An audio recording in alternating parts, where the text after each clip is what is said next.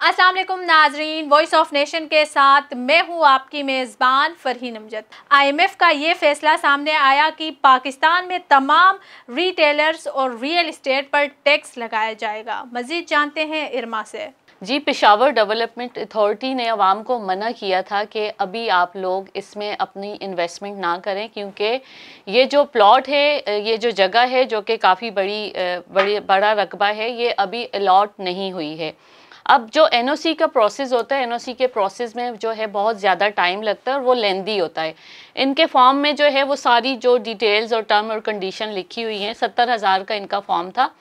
70,000 का फॉर्म से फिर वो उनकी मतलब वैल्यू बहुत बड़ी, वो 90,000 से 1 लाख से भी ऊपर सुनने में आ रहा है कि वो 1 लाख से ऊपर चला गया था। अब 90% जो लोग हैं वो बहुत ज़्यादा जो है वो जो पहले से इनके साथ बिजनेस करते रहे या जो पहले से इनसे ज़मीनें और ये चीज़ें, वो कहीं ना कहीं सेटिस्फाइड ज़रूर हैं, क्योंकि उनको पता है कि NOC जो है वो उसके प्रोसेस में जो है वो काफ़ी ज़्यादा टाइम लगता है। अब लोगों में जो नए लोग आते हैं, जाहिर सी बात है, जो लेते हैं उनको सारी डिटेल्स और सारी जो हाव नाव होती है वो उसकी इन्फॉर्मेशन इतनी ज़्यादा नहीं होती, तो वो जाहिर है उन्होंने पैसे दिए हैं और उनकी एक जमा पूंजी है, तो उनका ये परेशान होना बनता है। बहरहाल ये दो चीज़ें हैं। एक गोंदल ग्रुप है मार्केटिंग जो करते हैं, उनका भी ये बयान आया है कि बहरिया टाउन को हमेशा NOC में जो है वो प्रॉब्लम आती है, और मलिक रियाज हमेशा जो पब्लिक करते हैं NOC उसमें प्रॉब्लम आने की वजह से, जो कि बहुत ज़्यादा लॉन्ग प्रोसेस होता है, उसकी वजह से ये पहले भी प्रॉब्लम आए थे और बाद में भी आए थे। चूँकि लोगों को इसकी डिटेल और इसकी इन्फॉर्मेशन नहीं होती, इसलिए जब वो फॉर्म ख़रीदते हैं उसमें पूरी टर्म और कंडीशन पढ़ा करें, कि आखिर में जो डिक्लेम होता है वो भी पढ़ा करें, ताकि लोगों में अवेयरनेस पैदा हो। अगर लोगों में अवेयरनेस कम होगी, उनको एक चीज़ की हाउ नाउ नॉलेज नहीं होगी, डेफिनेटली उन्होंने पैसा दिया है वो शोर भी करेंगे, वो FIR भी करवाएंगे, वो जितने भी एजेंट हैं उनको प्रेशर भी देंगे। प्रेशर में क्या होता है? प्रेशर में लॉस होता है, प्रेशर में नुकसान होता है। लोगों को भी थोड़ा सा ठहराव पैदा करना चाहिए। ठहराव अगर वो पैदा नहीं करेंगे, थोड़ा तहम्मुल से काम नहीं लेंगे, जो उनकी कम्युनिकेशन स्किल्स हैं एक तो वो टूट जाएंगी, दूसरा एजेंट जो है वो उनका फ़ोन उठाने से गुरेज करेंगे। क्योंकि कोई इंसान अगर बिज़नेस की पोजीशन पे बैठा हुआ होता है और बिज़नेस कर रहा होता है, उसको अगर प्रेशर डेवलप होगा, कस्टमर्स की कॉल आएंगी, कस्टमर्स उनको अब्यूज़ भी करते हैं, बाज़ दफ़ा कहते हैं हम ये कर देंगे, हम एहतजाज कर देंगे, बहुत सारी ऐसी चीज़ें होती है जिसकी वजह से वो माहौल को बेहतर करने के लिए, समटाइम्स ऐसा होता है, हर जगह ऐसा नहीं होता, लेकिन चूँकि NOC जो है इसमें थोड़ा प्रोसेस लगता है और काफ़ी टाइम होता है, तो इन लोगों को मेरा एक मैसेज ये है, पहले पूरी चीज़ की डिटेल लें, इंफॉर्मेशन लें, इनको पता हो कि ये अलॉट हो गया है या नहीं हो गया, उसके बाद इन्वेस्टमेंट करें। और अगर आपको नॉलेज नहीं है तो फिर आप थोड़ा तहम्मुल से काम लें, क्योंकि मलिक रियाज का एक अभी बयान आया है, उन्होंने यही कहा है कि ये इसमें जो है कोई ऐसी सदाकत नहीं है, क्योंकि चीज़ों का प्रोसेस स्टेप बाय स्टेप होते हैं, और मलिक रियाज का इस वक्त नाम है, और मलिक रियाज के प्रोजेक्ट हमेशा सक्सेस होते हैं, और लोग बहुत कॉन्फिडेंस से जो है उनको परचेज कर रहे होते हैं, और उनको बहुत एक इत्मीनान होता है कि हम बिल्कुल एक अच्छी जगह आए और एक बिल्कुल सही जगह आए, और हमने एक सही वे को जो है वो चूज़ किया है।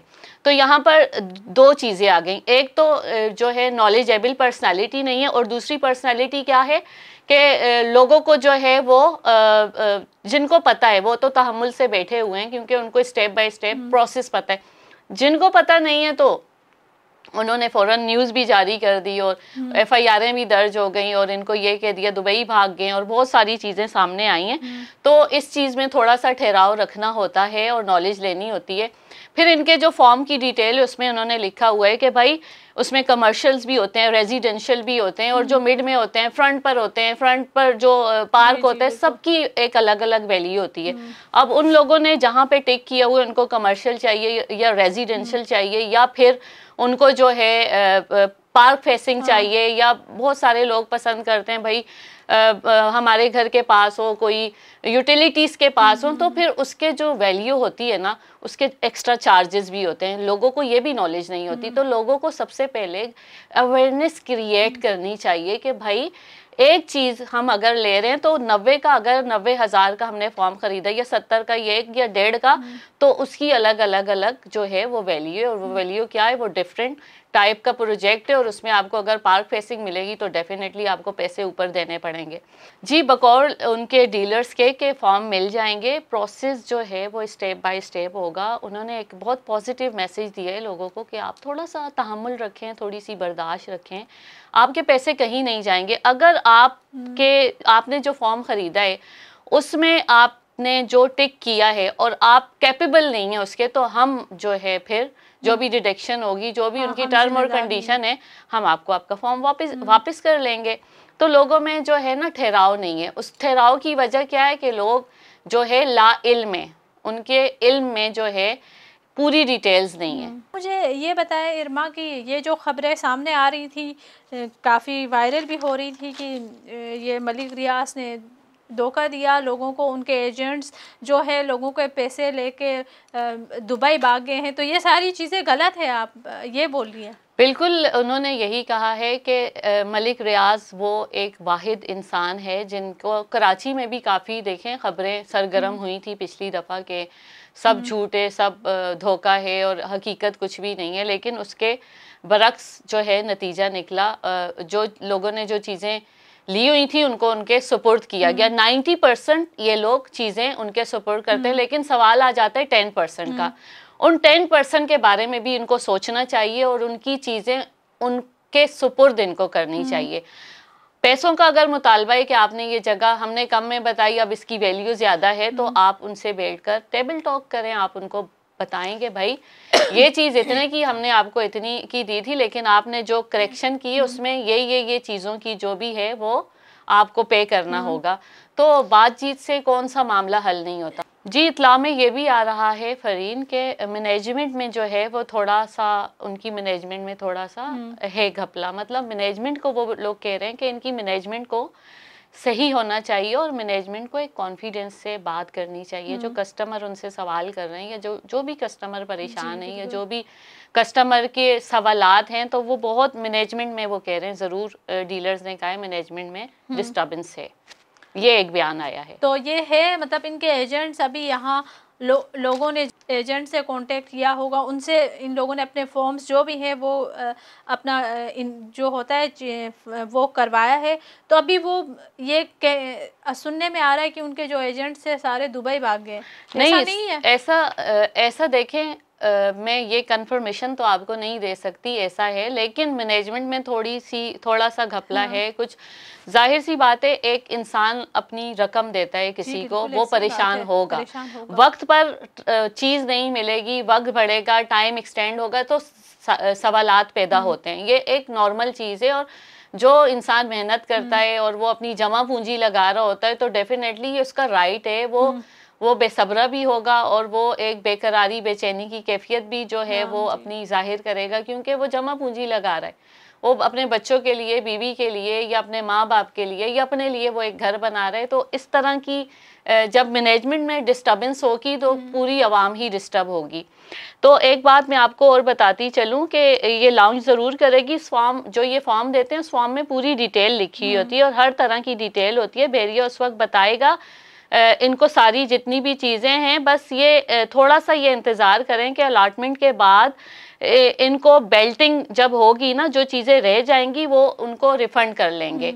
ये इन्होंने खुद ये चीज़ को क्लियर किया है। अच्छा, तो इरमा मुझे ये बताए कि ये जो सारी खबरें सामने आई है, इसके बाद मलिक रियाज ने या उनकी तरफ से किसी उनके एजेंट ने आके लोगों को एतमाद में लेने की, लोगों की कंफ्यूजन दूर करने की कोशिश की है? जी बिल्कुल फरी, उन्होंने उनके वीडियो बयान आए, लोग गूगल पे जाके सर्च कर सकते हैं और करंट जो भी न्यूज़ है उसको देख सकते हैं। उन्होंने बाकायदा तौर पर ये कहा है कि अलॉटमेंट के बाद जब हमें एनओसी मिल जाएगी और सारे इख्तियारात हमारे पास होंगे, तो जिनके फॉर्म्स हमारे पास हैं और जिनकी जो डिटेल में उन्होंने टिक किया, अगर वो पैकेबल हैं, मतलब उनके लिए ये चीज़ जो है वो कर सकते हैं, तो हम उनके साथ खड़े हुए हैं और बिल्कुल उनको उनकी चीज़ मिलेगी।